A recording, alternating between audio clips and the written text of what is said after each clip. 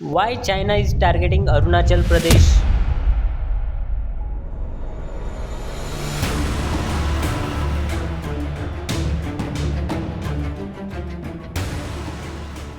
दिसंबर 2022 Tawang Arunachal Pradesh Chinese PLA के 300 से ज्यादा सोल्जर्स ने line of actual control cross के हाथापाई हुई, लाठियां चली, हमारे 6 जवान इंजर्ड हुए। चाइना ने एक ऐसी जमीन पर अपना दावा ठोका जो उसने कभी देखी भी नहीं और कभी ऑक्यूपाई भी नहीं की, और जहां उसकी एक भी इंच जमीन हिस्टोरिकल नहीं थी। चाइना सिर्फ एक स्टेट पे क्लेम नहीं कर रहा, वो एक स्ट्रेटेजी एग्जीक्यूट कर रहा है, और उस स्ट्रेटेजी के 3 पिलर से तिब्बत, वाटर और वॉर ज्योग्राफी। देखिए, ये है इंडिया और यहाँ है अरुणाचल प्रदेश, यहाँ है LAC line of actual control और मैकमोहन लाइन। चाइना इस लाइन को नहीं मानता। और यहाँ है तवांग।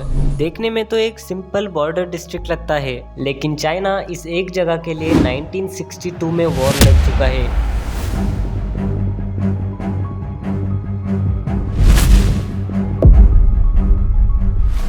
और आज भी चाइना ऐसा ही कुछ करने जा रहा है, पर क्यों? इसका कारण ये है कि अरुणाचल प्रदेश चाइना के मल्टीपल प्रॉब्लम्स का एक ही सॉल्यूशन है। 1914 Shimla convention, British India, Tibet और चाइना तीनों के बीच एक एग्रीमेंट साइन हुआ। इसमें मैकमोहन लाइन ड्रॉ की गई, जो आज भी इंडिया और चाइना के बीच एक्चुअल बॉर्डर है। तिब्बत ने उस एग्रीमेंट पे साइन किया, इंडिया ने भी एक्सेप्ट किया, पर चाइना ने ये एक्सेप्ट नहीं किया, और यहाँ से ही शुरू होता है ये सारा झगड़ा।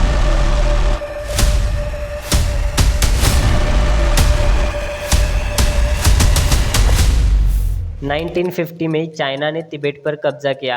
तिब्बत जो एक बफर स्टेट था इंडिया और चाइना के बीच, अब चाइनीज टेरिटरी बन गई, और जब तिब्बत गया तो इंडिया की नॉर्थर्न बॉर्डर डायरेक्टली चाइना से लग गई। तो पहली वजह यह है कि तवांग एक बुद्धिज्म का सेंटर है। 1681 में बनी दुनिया की दूसरी सबसे बड़ी तिब्बतियन बुद्धिज्म की मोनेस्ट्री, और यहाँ 17वीं सदी में पैदा हुए थे 6th दलाई लामा सांग्यान ग्यात्सो। मतलब तवांग एक बुद्धिज्म की एक पवित्र जगह है। अब 1959 को याद करो, चाइना ने तिब्बत पर कब्जा किया। 14th दलाई लामा जो आज भी जिंदा है, वो तिब्बत से भागे और तवांग होते हुए इंडिया आए। इस एक रास्ते ने इंडिया और तिब्बत का कनेक्शन फॉरएवर सील कर दिया। अब आगे की बात सुनो, दलाई लामा का अगला सक्सेसर कौन होगा? चाइना कहता है कि हम डिसाइड करेंगे, हमारा चॉइस, हमारा दलाई लामा, और इंडिया और तिब्बत के फॉलोअर्स कहते हैं नहीं, एक डिसीजन तिब्बतियन ट्रेडिशन से होगा। और अगर अगला दलाई लामा तवांग से नॉमिनेटेड हुआ तो चाइना का पूरा कंट्रोल तिब्बतियन बुद्धिज्म से खत्म हो जाएगा। यही चाइना को सबसे ज्यादा डर लगता है, क्योंकि तिब्बत कंट्रोल करना आसान है,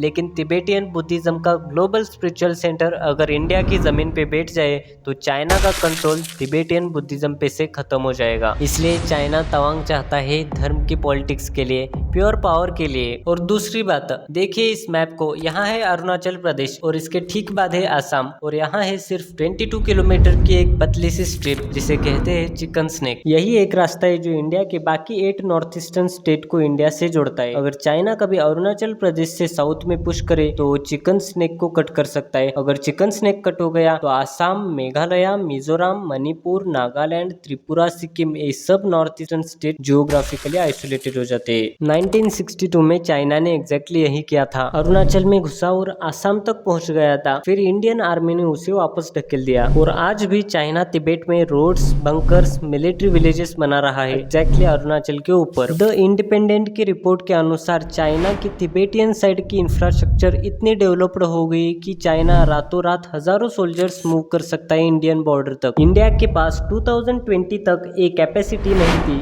इसलिए सेला टनल बनी 13,000 एल्टीट्यूड पे, ऑल वेदर कनेक्टिविटी तवांग को सिक्योर करने के लिए। रुको, असली बात अभी बाकी है। यह है ब्रह्मपुत्रा, इंडिया की एक लाइफलाइन। आसाम के 14 मिलियन फार्मर्स और नॉर्थ ईस्ट के काफी शहर इस नदी पे डिपेंडेंट है, लेकिन ब्रह्मपुत्रा शुरू ही होती है तिब्बत में, वहाँ पर चाइना का कब्जा है। चाइना ने ब्रह्मपुत्रा पे दुनिया का सबसे बड़ा डैम बनाना शुरू कर दिया, अरुणाचल प्रदेश से सिर्फ 30 किलोमीटर दूर। और ईस्ट एशिया फोरम के रिपोर्ट के मुताबिक चाइना इस प्रोजेक्ट के जरिए पानी का वेपन बना रहा है। सोचना, अगर चाइना ने अपने डैम्स के गेट्स बंद कर दिए तो आसाम में सूखा पड़ सकता है, और खोल दिए तो बाढ़ आ सकती है और इंडिया कुछ नहीं कर सकता। अगर अरुणाचल चाइना के पास होता तो ब्रह्मपुत्रा के एंट्री पॉइंट पे ही चाइना का कंट्रोल होता डायरेक्टली। इंडिया के पूरे नॉर्थ ईस्ट में एक वाटर क्राइसिस बन जाता। अरुणाचल प्रदेश चीफ मिनिस्टर पेमा खांडू ने खुद कहा है, हमारा हाइड्रो पावर पुश एक नेशनल सिक्योरिटी नेसेसरी है। तभी इंडिया ने भी रिस्पॉन्ड किया। 2024 में पीएम मोदी ने Dibang multipurpose hydro power project की नींव रखी। 2800 मेगावाट इलेक्ट्रिसिटी अरुणाचल प्रदेश में बनेगी। इंडिया का सबसे बड़ा डैम। ये सिर्फ बिजली का प्रोजेक्ट नहीं है, एक स्ट्रेटेजिक काउंटर मूव है। 2020 के बाद चाइना ने अरुणाचल में एलएसी के बिल्कुल पास सिविलियन सेटलमेंट के नाम पे कई नए विलेजेस बनाए हैं। पेंटागन की 2023 की रिपोर्ट में क्लियरली लिखा है, China militarised civilian settlement use कर रहा है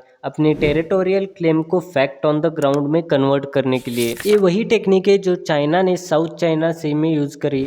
आर्टिफिशियल आइलैंड बनाओ, सिविलियन बैठाओ और फिर कहो ये तो हमारे ही लोग हैं, ये हमारी जमीन है। अब वही अरुणाचल के बॉर्डर पे हो रहा है। एनडीटीवी और एएनआई के ग्राउंड रिपोर्ट के मुताबिक इनमें से कई काफी विलेजेस इंडिया के क्लेम्ड टेरिटरी में थे और चाइना ने 2017 से लेकर अब तक 90 जगहों के नाम बदल चुका है। अरुणाचल प्रदेश का नाम बदलकर झंगनान यानी साउथ तिब्बत रख दिया। चाइना की हर रीनेमिंग लिस्ट कोई रैंडम डिसीजन नहीं है। स्ट्रीट न्यूज ग्लोबल की रिसर्च बताती है हर एक लिस्ट एक स्पेसिफिक इंडिया एक्शन के बाद आई। 2017 में दलाई लामा तवांग गए थे, चाइना की पहली रीनेमिंग लिस्ट आई। 2021 में इंडिया के वाइस प्रेसिडेंट नायडू अरुणाचल प्रदेश गए, तब चाइना की दूसरी लिस्ट आई। 2023 इंडिया G20 प्रेसिडेंट था, तब चाइना की तीसरी लिस्ट आई। 2024 पीएम मोदी ने सेला टनल इनॉग्रेट किया, तब चाइना की चौथी लिस्ट आई। 2025 ऑपरेशन सिंदूर चल ही रहा था पाकिस्तान के साथ, तब पांचवी लिस्ट आई। ये कोई कोइंसिडेंस नहीं है, ये वही स्ट्रेटेजी है जो चाइना साउथ चाइना सी में बरसों पहले यूज कर चुका है। पहले नक्शे बदलो,